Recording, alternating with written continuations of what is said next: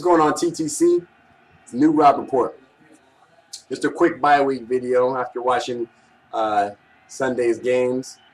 I'm actually just finish up watching this Sunday night game, this overtime game with Denver and New England. Turned out to be a pretty good game.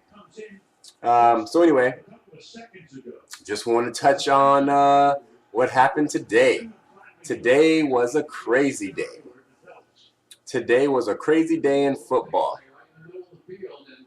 So just touching on, again, things that I mentioned in my last video. First, the Kansas City Chiefs. I don't remember who it was that commented on my video, but someone, who was it? So Nicholas Wilson commented on my video about the Chiefs. Didn't agree with me. You know, no hard feelings, obviously. But what do you think now, Nick? You know what I'm saying? I told you, man, the Chiefs are not going to beat anybody formidable.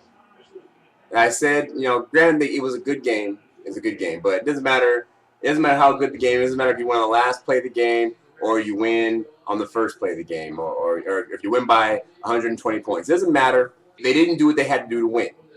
That's it. Now, probably going to say that, oh, Alex Smith didn't have that bad of a game. He didn't.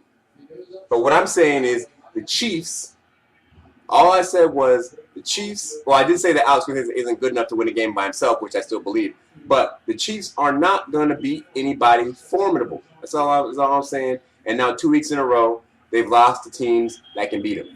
They're going to lose to Denver again next week, and they're going to lose to the Chargers again. I believe they play the last game of the season. So I said they're going to lose probably 4, maybe even 5 games before the season was over, and there's 2 in a row for you right there. They could very well end up a wild card team after being undefeated all those weeks. So we'll see what happens. Plus, they're hurt now. I think they lost, was it Hali? They lost somebody. They lost 2 guys today. So, yeah, not going to happen. They're going to playoffs, obviously. Not discrediting what they've done this year. I'm just saying it's not going to last. It's not going to last when they got to play some real people. The Arizona Cardinals. Who in the blue hell are these players on the Arizona Cardinals roster playing football? The Arizona Cardinals are 7-4 and are, at least until tomorrow, now have the 6th seed in the NFC playoffs. San Francisco is currently sitting on the bubble, in the hunt. Now they play tomorrow on the road against Washington, which is a game that I think could go either way. But the 49ers could very well be finding themselves not in the playoffs by a whole game if Washington manages to beat them.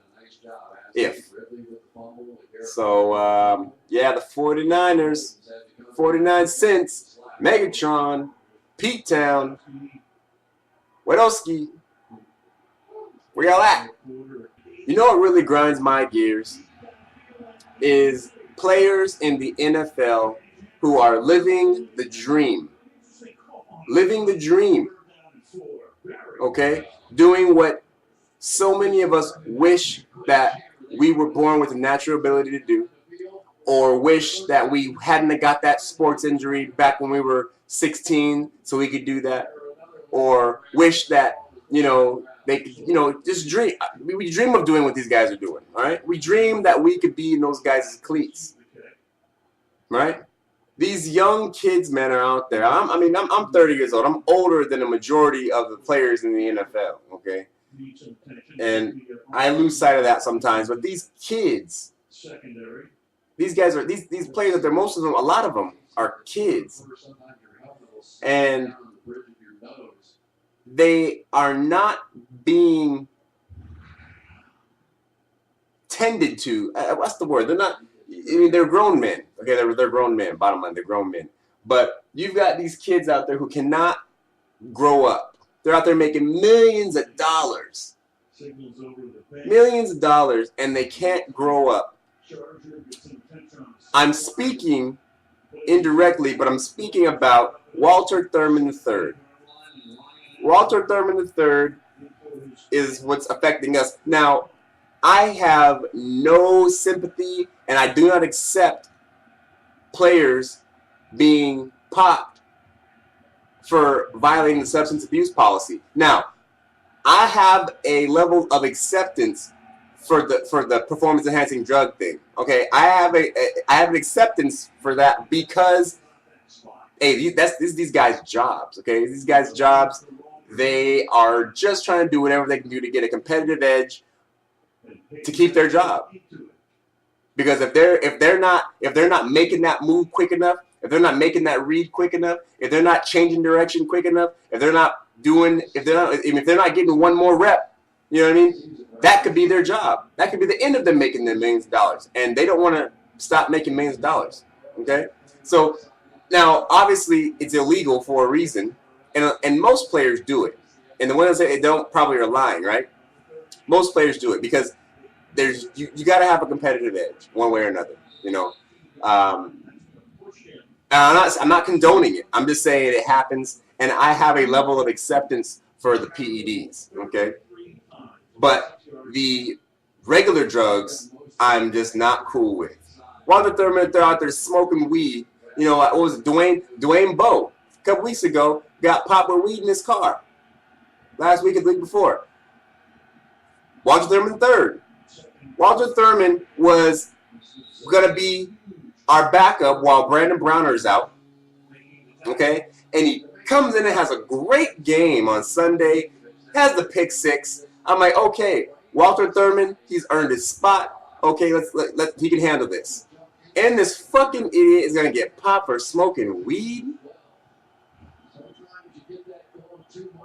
Now, I personally, and the rest of my 12 men out there, you may not agree, but I will have no problem with him being cut. He's making league minimum salary anyway. So I don't know what kind of cap hit what kind of hit that takes if you cut somebody who's still under a contract or whatever, but cut him. I'd rather him not be a Seahawk. That's just my honest opinion. I know he's probably not the only one. Probably not the only one. Marshawn Lynch and him might have been smoking weed together. Who knows? Right? But if it was Russell Wilson, cut him. That's the way I feel about it. Because I'd rather him not be on the team and us do what we have to do, make the changes we have to make, build our foundation going in another direction, than have our foundation built with this man and then all of a sudden have him plucked from the lineup because he's a fucking idiot. Had to get high. I'd rather not have him on the team at all. We could have put the time and the effort and the everything else in. You know how much effort we put into Walter Thurmond? He's been on the roster for a few years. Was hurt for a little while. Finally got a chance to show what he could do. And he's been doing well. But that has taken years to get to where he is right now. Taking years to get Thurmond where he is right now, and then no more. He's gone for 4 games. 4 games. Browner's out. So for me, if Pete Carroll cuts him, if Pete and John cut him, I'm okay with that. Cut him. And anybody else who wears Seahawk blue, if they get caught doing drugs, just recreational drugs, cut them. Now, if they don't cut them, I'm not saying I'm going to be mad, but I'm not going to be mad if they do. I'd cut them. Can't have that crap. Can't have that crap. That's just stupid. Ain't nothing wrong with smoking weed. Sure. Smoke weed, but do it for someone else. Do it while you're on somebody else's team, and don't hurt my team. All right. I live vicariously through these players just like the rest of us do. When we win, I win. Okay? When we lose, I lose. When we go to the Super Bowl, I'm going to the Super Bowl. Right? So don't fuck that up for me, Walter Thurmond. Don't fuck that up for me, man. So, yeah, that's what grinds my gears, man. All these players who don't fucking know how to see the gift that they've been given and honor it by not doing stupid shit. All right? Aaron Hernandez couldn't turn his thug mode off. Had to stay a thug. Had to stay a thug. Making millions of dollars up in there doing this, making it rain shit. Every time he scores a touchdown, millions of dollars coming his way. But couldn't stop being a thug.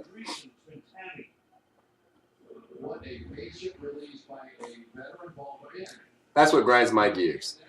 Anyway, that's all I got. That's all I got. Bye-week video. We are just over a week away from big-time showdown at the Clink on Monday Night Football between the Seattle Seahawks and the New Orleans Saints. Game of the year, if you ask me. Winner takes first place. Leads the race for home field advantage. Still got a few games to go after that, but it would go a long, wherever team wins this game is going to go a long way to getting home field advantage. So, and I guess it wouldn't be too bad if we ended up second. I mean, I'm not counting the game out or anything like that. I'm just saying, even if we lost, it's still home field advantage, with the exception of playing the Saints, right? And I guess if the Saints beat us in Seattle, they're going to show that they can beat us in Seattle, so it won't matter if they got to come back in the playoffs and play us again because they already show they can beat us. They beat us on Monday, so it won't really matter, I guess. Anyway, that's all I got. Fuck the Saints. Go Hawks.